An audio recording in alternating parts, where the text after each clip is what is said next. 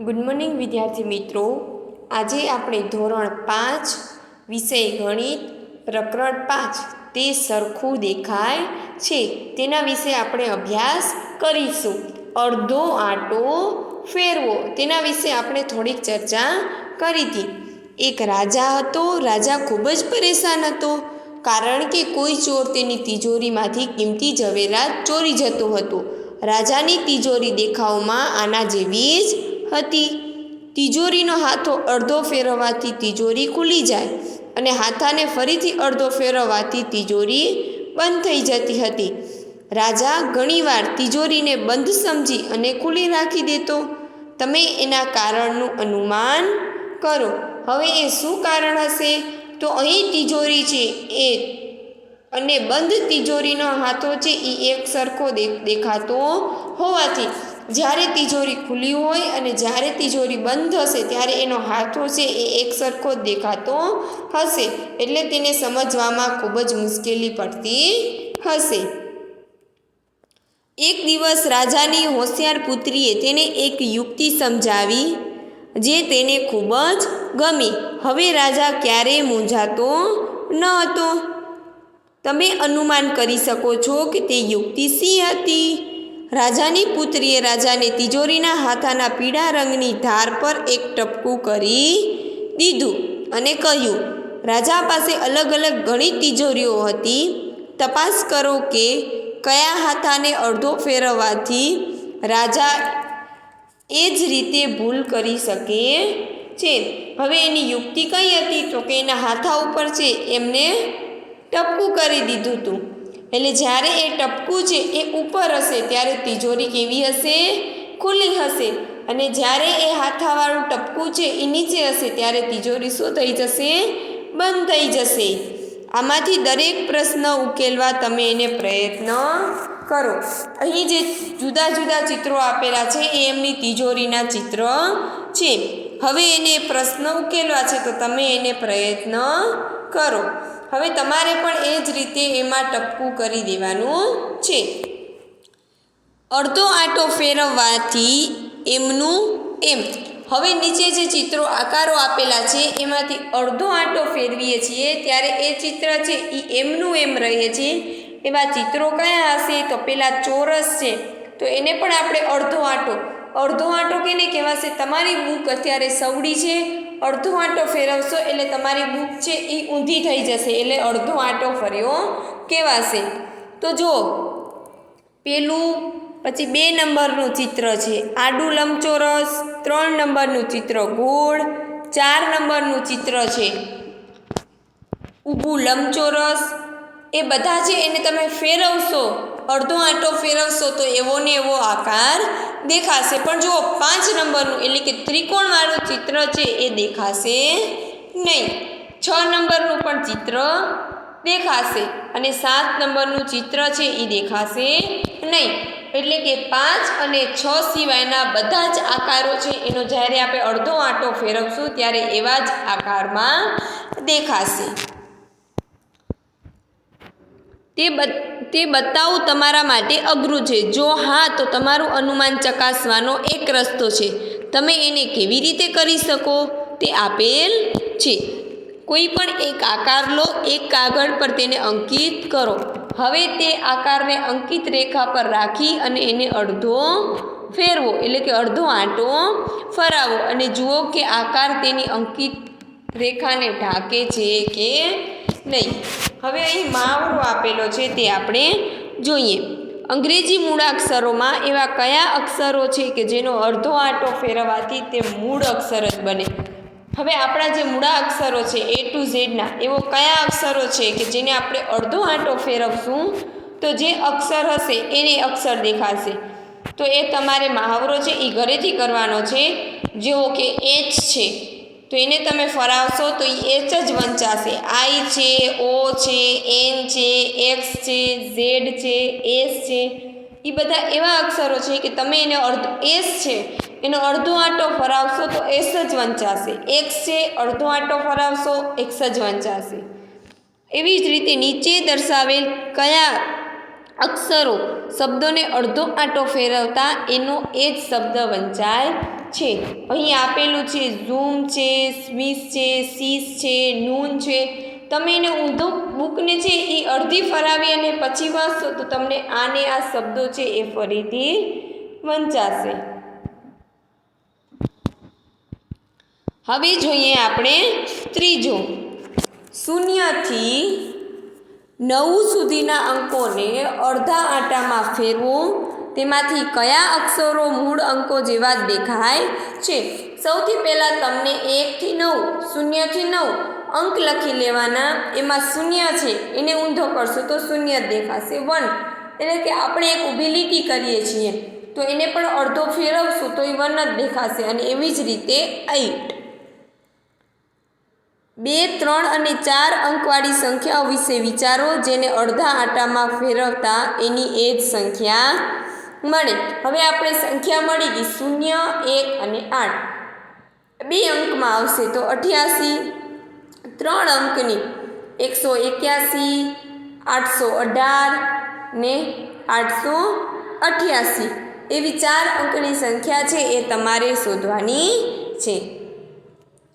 નીચે આપેલા ચિત્રો પૈકી કયા ચિત્રો એવા છે કે જેને અડધા આંટામાં ફેરવતા એવા ચિત્રો દેખાય? હવે એવા કયા ચિત્રો છે કે એને અડધો આંટો ફેરવતા એના જેવા જ ચિત્રો મળશે?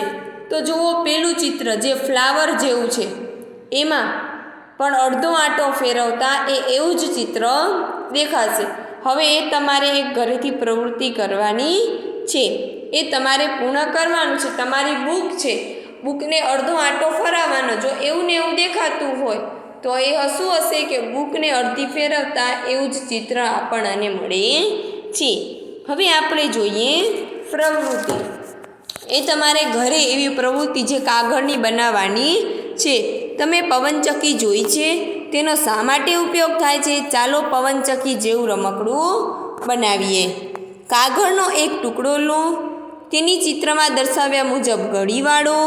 કાગળના વાદળી રંગને કાપી નાખો. હવે તમારા કાગળનો ટુકડો એક ચોરસ જેવો દેખાશે. કે ટૂંકમાં સૌથી પહેલાં તમને એક ચોરસ કાગળ લેવાનો છે. તેને લાલ રેખા પર ગળી વાળો અને પછી ગળીને ખોલો. ચિત્રમાં દર્શાવ્યા મુજબ કાગળ પર એક વર્તુળ દોરો. વર્તુળ સીધી રેખા લાલ રેખાને કાપી લો. કાગળ આના જેવો દેખાશે. એક ટાંકડી લઈ ચિત્રમાં દર્શાવ્યા મુજબ ખૂણા પર કાણા પાડો. હવે કાગળના ખૂણાને એવી રીતે વાળો કે બધા જ કાણા એકબીજા પર આવે. ટાંકડીને બધા જ કાણામાંથી પસાર કરી અને દાંડી પર લગાવો. તમારી પવનચક્કી તૈયાર છે. તેને લઈને દોડો અને જુઓ કે કેટલી ઝડપે એ ફરે છે. હવે અહીં પ્રશ્ન પૂછવામાં આવે છે કે તમારી પવનચક્કી 1/4 ફેરવવાથી પહેલાં જેવી જ દેખાશે? તો કે હા. શું કામ? એના 4 પાંખિયા છે. 1/4 એટલે કે અડધી. આપણે ઘડિયાળ તમે સમજી ગયા 12, 3, 6 અને 9. 12થી કરી અને 3 સુધી આવે એટલીક જ એને ફરાવવાની છે. તેને અડધી ફેરવવાથી પહેલાં જેવી જ દેખાશે? તો કે હા, એને અડધી ફરાવવાથી પણ એ પહેલાં જેવી જ દેખાશે. હવે ચોથો ભાગ ફેરવો. આ પંખાને 1/4 ફેરવવાથી પહેલાં જેવો જ દેખાશે. જુઓ, એ ફેરવ્યા પહેલાં અને ફેરવ્યા પછી. હવે તમે આ પવનચક્કી જોઈ શકો છો કે 4 એના પાંખડા દેખાય છે. તો એક 12નો કાંટો, એક 12, એક 3, એક 6 અને એક 9. હવે 12 છે એને 3 ઉપર લાવશું તો પવનચક્કીમાં કોઈ જ ફરક પડશે નહીં. એટલે કે એ તેવી જ દેખાશે. આ પંખો પણ 1/4 ફેરવવાથી પહેલાં જેવો જ દેખાશે. પીળા રંગમાં ચિત્ર દોરવાનું છે. હવે જુઓ, આમાં શું આવે છે? તો કે ના, એવો જ દેખાશે નહીં. શું કામ? જુઓ, સૌથી ઊભું પાંખડું છે એ વાદળી રંગનું છે અને આડું પાંખડું છે એ પીળા રંગનું છે. તમે એને 1/4 ફેરવશો એટલે ઉપર આવી જશે, જ્યાં વાદળી રંગ છે ત્યાં પીળો રંગ આવી જશે અને પીળો રંગ છે એ વાદળી રંગ આવી જશે, એટલે એ ચિત્ર છે એ એવું જ દેખાશે નહીં. હવે આપેલો છે મહાવરો.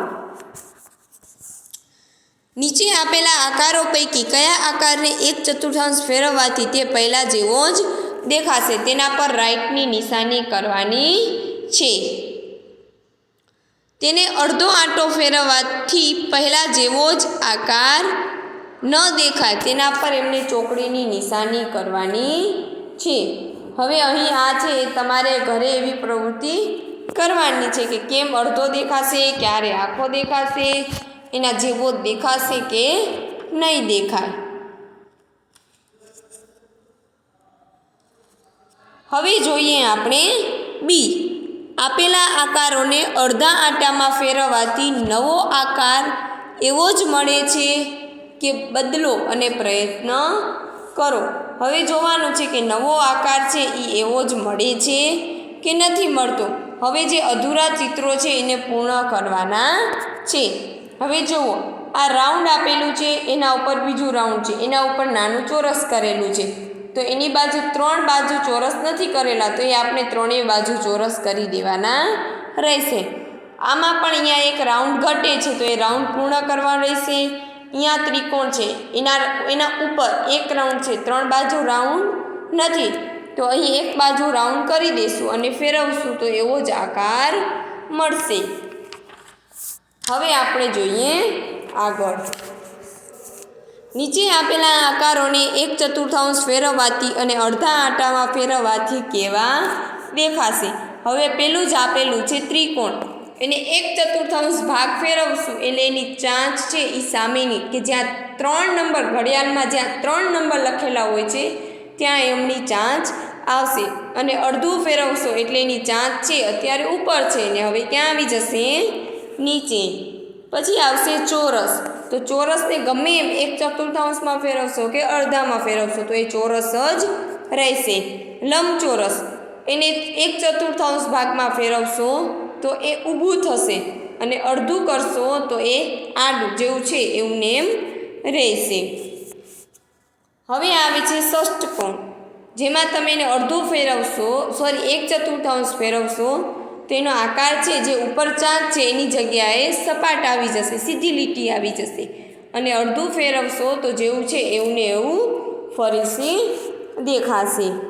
ઉપરના કયા આકારો 1/4 ફેરવવાથી આપેલા આકારો જેવા દેખાય છે? હવે એવા કયા આકારો છે કે 1/4 એનો આકાર ફેરવીએ તો એમાં પેલું જ આવશે ચોરસ. તો ચોરસ છે એ જેવું છે એવું ને એવું દેખાય છે, બીજા એકેય આકાર એવા ને એવા દેખાતા નથી. એવી જ રીતે આવે છે 1/2, તો બધા જ આકાર છે એને અડધું ફેરવવાથી જેવો આકાર છે તેવો જ આકાર દેખાય છે, પરંતુ જે એ છે ત્રિકોણ છે એ એવો જ આકાર દેખાતો નથી. કયા પંખાને 1/3 ફેરવવાથી આપેલા પંખા જેવો જ દેખાશે? એમાં આવશે પંખો એ છે. જો એના બધા જ પાંખિયા છે એ સરખા રંગના છે, એટલે કે એને 1/3 ભાગમાં ફેરવવાથી એનો જેવો છે એવો ને એવો પંખો દેખાશે. આ આકારને 1/3 ફેરવવાથી કેવો આકાર દેખાશે? તો જેવો છે એવો ને એવો આકાર દેખાશે, જે તમારે અહીં બોક્સમાં દોરવાનું છે. શું તમે જોઈ શકો છો કે નીચે આપેલા આકારનો છઠ્ઠો ભાગ ફેરવતા એ જ આકાર રહેશે? જુઓ, તમને ખૂણામાં આપેલો છે એના 6 ભાગ કરેલા છે. નીચેના આકારોને જુઓ અને તેને 1/3 અને 1/6 ભાગમાં ફેરવો. એ કેવો દેખાય છે તેમની ચર્ચા કરો, જે તમારે ઘરે એક પ્રવૃત્તિના ભાગ રૂપે કરવાની રહેશે. નીચેના આકારો જુઓ. આ આકારને તેમને 1/3 ફેરવવાથી પહેલાં જેવો જ દેખાય છે તેના પર રાઈટની નિશાની કરો, અને જો ન દેખાય તો ચોકડીની નિશાની કરવાની છે. હવે તમને તમારી બુકને છે આવી રીતે ફેરવતા જવાનું છે અને એવો જ આકાર દેખાય તો રાઈટની નિશાની અને ન દેખાય તો ચોકડીની નિશાની કરવાની છે. કેટલાક એવા આકારો દોરો કે જેને 1/3 ફેરવવાથી પહેલાં જેવો જ દેખાય અને કેટલાક એવા આકારો દોરો કે જેને 1/6 ફેરવવાથી પણ એના જેવો જ દેખાય. હવે તમારે ઘરે છે એવા જુદા જુદા આકારો દોરવાના છે. હવે અહીં આ ચેપ્ટર છે એ અહીં પૂર્ણ થાય છે. તો હવે આપણે આનું સ્વાધ્યાય છે એ પાકી નોટમાં લખશું. Thank you.